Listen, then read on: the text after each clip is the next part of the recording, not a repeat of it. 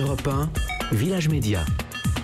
Philippe Vandel. En compagnie de Laurent Deutsch, co-présentateur d'une émission événement qui passe ce soir. Ça s'appelle Laissez-vous guider. Il y a 2 tweets sur le compte de Village Média que je relève. Village Média, je vais regarder ce soir, nous dit Pochette Surprise, car je suis passionné d'histoire comme Franck Ferrand. Et puis celui-ci, c'est pour vous, Laurent Deutsch. Laurent Deutsch, le seul qui parle plus vite que Philippe Vandel, c'est aussi un peu pour moi. Vous avez emmené Stéphane Bern sur les traces de l'expo universelle de 1889.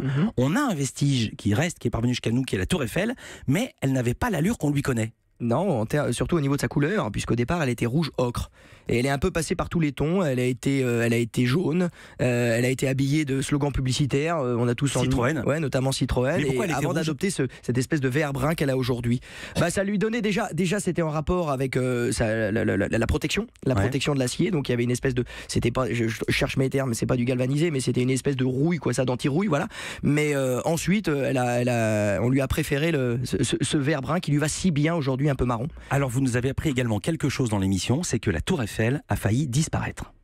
Mais revenons en 1900, mon cher Stéphane, parce que la Tour Eiffel, qui n'est pas prévue pour durer, est en passe d'être démontée. Et oui, ses jours sont comptés. Pourquoi? Parce qu'elle n'est pas rentable, faute de visiteurs. Et tu sais ce qui va sauver la Tour Eiffel? J'ai une petite idée, parce que... Ça te dit quelque chose? Les ondes. Les ondes, les bonnes ondes. Et oui, La télégraphie sans fil. Les ondes, comme elle était haute, elle est devenue un peu un perchoir. Et à l'époque, l'armée, qui elle était persuadée que l'avenir était encore dans les pigeons voyageurs, s'est trompée, heureusement. Et il y a quelqu'un qui a investi, c'est donc Gustave Eiffel avec un autre Gustave qui était un commandant de l'armée.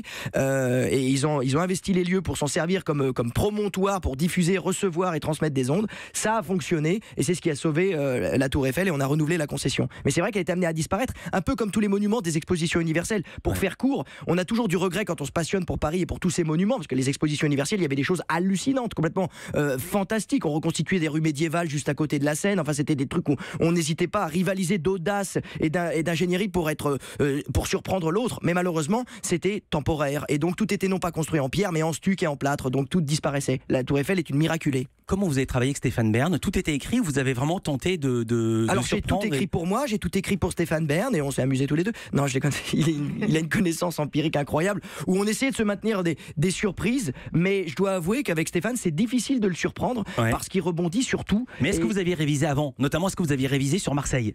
Puisque c'est lui qui vous fait la leçon à Marseille. Non, mais il se trouve que j'ai écrit mon 2e livre qui s'appelle Hexagone, qui commence par Marseille. Je raconte que Marseille est évidemment la première ville de France, avec la première rue de France qu'on trouve encore dans le jardin antique, au niveau du parc, enfin comme on appelle ça, l'ancien vieux port. Vous savez, la corne du vieux port qui est juste devant le Mucem.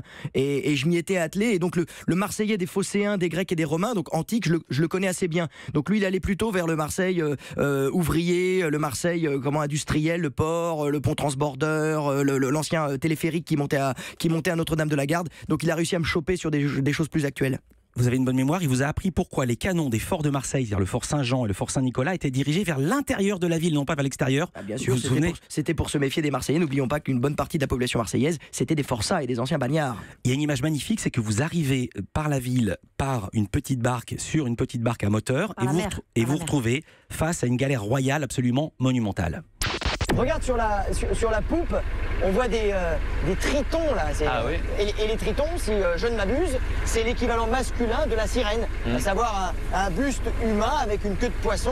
Et ils ont un ornement là avec ces grosses conques là. C'est peut-être ça qui fait du bruit, tu sais, cette sonnerie retentissante. Avec quel genre de son? Ah non, c'est génial. Ah, Philippe. Ah oui, il fait bien. Ouais. Vous faites bien le con. Ah bah si je continue, il y a la gendarmerie maritime qui va arriver pour nous porter des secours. Donc évidemment, c'est l'occasion de faire les conques devant la caméra. Est-ce qu'il faut des procédés comme ceci pour intéresser les gens à l'histoire?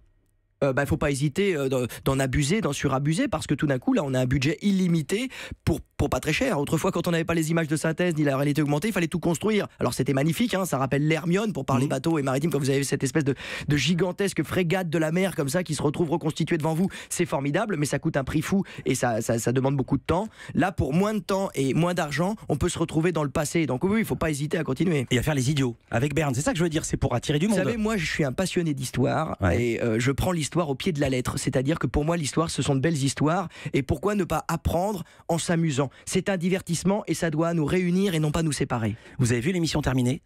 Ouais. J'ai un petit reproche à vous faire. C'est qu'au moment où les images sont les plus belle, au moment de la réalité augmentée, il y a un bandeau qui apparaît à l'écran. Retrouvez-nous sur les réseaux sociaux avec le hashtag laissez-vous guider. Et ça bouffe une partie de l'image et on voit pas l'intégralité du monument. Est-ce que c'est important à ce point, les réseaux sociaux ? Alors aujourd'hui oui, les réseaux sociaux clairement ont une importance capitale. D'ailleurs moi j'ai le tort de pas m'y trouver et à chaque fois que je fais une émission, à chaque fois que je développe quelque chose, etc. on me dit sur les réseaux sociaux tu comptes communiquer comment, et j'avoue que j'ai été pris de vitesse par tout ça. Moi je sais pas comment ça marche, mais aujourd'hui c'est devenu j'ai envie de dire au niveau de l'information, du support pour Europe 1, mais le premier pouvoir quoi. C'est le premier endroit d'information, surtout chez les jeunes qui est génération montante. Ils se renseignent sur les réseaux sociaux et de manière rapide. Donc je pense que les mecs qui parlent vite comme toi et moi, on a d'avenir sur les réseaux sociaux parce qu'il faut tout faire en moins d'une minute. Et vous n'avez pas besoin de dire pardon pour Europe 1, puisque justement, on a un compte Twitter. Moi, j'ai un compte Twitter et Village Média a un compte Twitter. Et Europe 1 a aussi un compte Twitter. Et moi, figure-toi que j'en ai 10 des comptes Twitter, mais il n'y en a aucun qui est à moi.